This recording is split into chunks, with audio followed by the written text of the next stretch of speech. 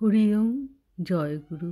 আমাদের প্রাণের ঠাকুর শ্রী শ্রী স্বামী স্বরূপানন্দ পরমহংসদেবের অমৃত সম উপদেশ বাণী পবিত্র ধৃতং প্রেমনা গ্রন্থের ১৬ খণ্ডের ৬ সংখ্যক পত্র হইতে পাঠ। শ্রী শ্রী বাবামণির অমৃত বাণী।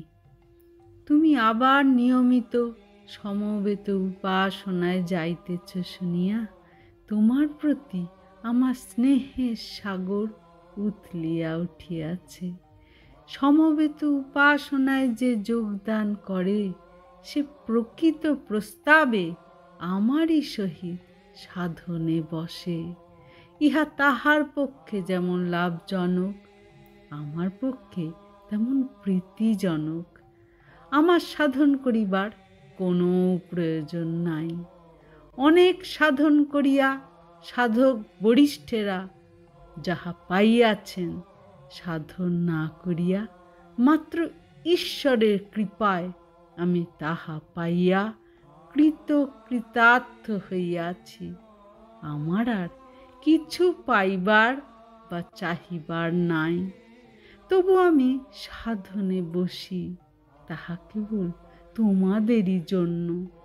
তোমাদের সহিত সমসাধক হইয়া তোমাদের লইয়া সাধনে বসিলে তোমরা আমার সব কিছু পৈতৃক সম্পদ রূপে সহজে ও অল্পায়াসে পাইয়া যাইবে।